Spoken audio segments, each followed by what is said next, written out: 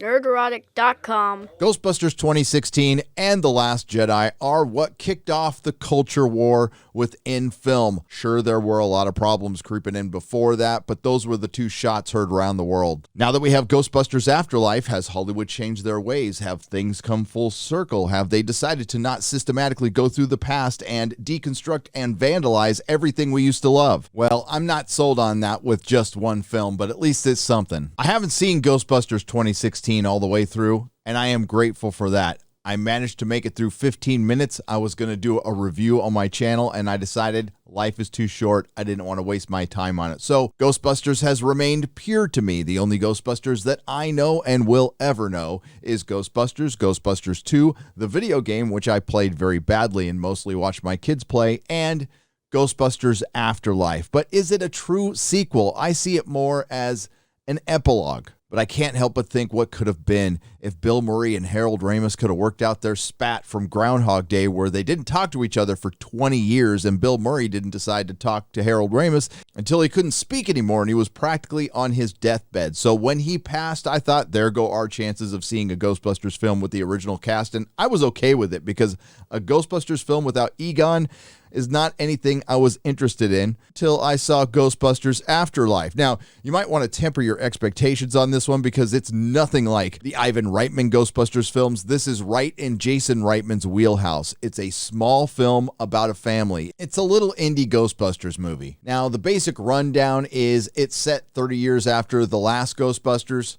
And Kaylee, Egon's estranged daughter, and her two kids, Phoebe and Trevor, are evicted from their apartment, so they have to move to Summerville, Oklahoma, where Egon had been living prior to his death for a few years under very mysterious circumstances. I love the beginning of this movie. It really starts out with a bang. One of the biggest problems with it, though, it takes a long time to get going. Now, it's not to say the stuff isn't interesting, but if anything's going to hurt this film, especially on that repeat viewing that it needs, it's the pacing. And right off the bat, it's the kid actors who carry this film. McKenna Grace plays Phoebe, Egon's granddaughter, and Logan Kim is Podcast. Now, these kids could have been annoying and ripped you right out of this movie, and Jason Reitman put a lot of weight on their shoulders, and they did a really good job. Finn Wolfhard is in it as Trevor. He plays Egon's grandson. He's all right. And of course, it's a family without a father, because this is a Hollywood picture, so that's obligatory. The one thing that is refreshing and a bit surprising, Carrie Coon, who plays the mom, Egon's daughter,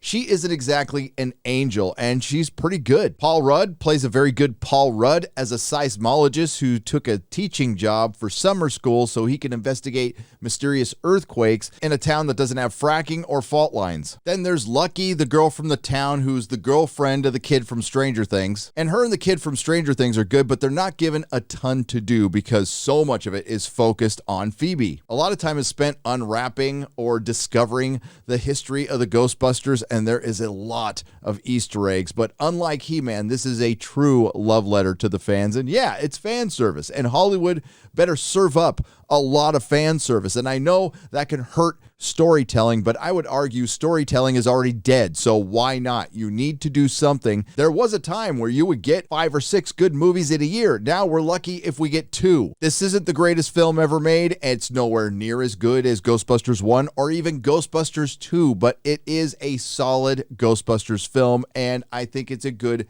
cherry on top. And I think, considering all the circumstances, we're lucky we got even this. Now, I think the most common complaint you're going to hear about Ghostbusters Afterlife is the 20 to 25 minutes that are about in the middle of the movie, where they spend a little bit too much time discovering things, and maybe they could have cut a little bit that off and put a little bit more in the ending, which does deliver in every single way. I had a stupid smile on my face when that happened. And no, it wasn't pitch perfect, but it didn't matter.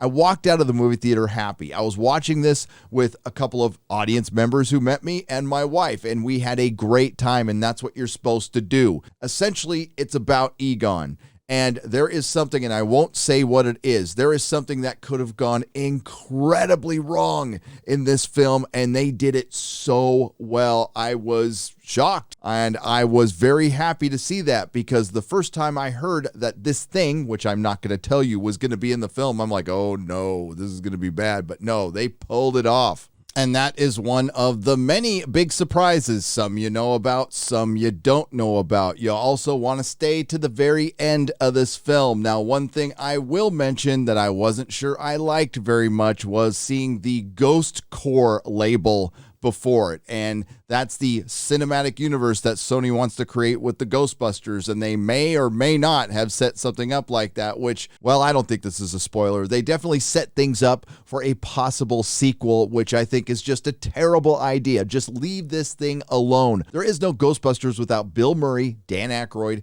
Ernie Hudson, and Harold Ramis. Not everything is a franchise that you can just plug in other actors, and not everything has to be a cinematic universe, and I don't even know why I'm wasting my breath. Repeat after me, Hollywood. There's only one Blade Runner film. There's only 2 Alien films. There's only 2 Predator films. There's only 2 Terminator films. There's only 3 Indiana Jones films, and there's only 3 Star Wars films. Some might argue 6. And there's only 3 Ghostbusters films. And you're lucky you got that, and that was only after the Abomination. That was the 2016 film. And yes, I only watched 15 minutes, and that was all the time I needed to figure out that it was an abomination. Let me stress, this isn't a masterpiece, but it doesn't need to be. It's fun. What it lacks in characterization or some much-needed lore for the third act, it makes up for with heart. And I have to give Sony credit, even though they are the studio that made Ghostbusters 2016, they admitted their mistake and they're willing to stand up to the criticism they knew they were going to get. And they figured out that it was insignificant criticism. And you can give the fans what they want. And you don't need to subvert everything.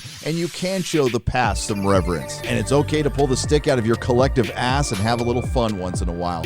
We will talk about Ghostbusters Afterlife in detail on Friday Night Tights with spoilers. Until then, everyone have a great day. Nerdrotic.com. Please subscribe. If you like what I do, please consider subscribing to the channel and liking and sharing the videos. It really does help independent content creators here on YouTube. You can also leave a comment below. I will see you in the next video.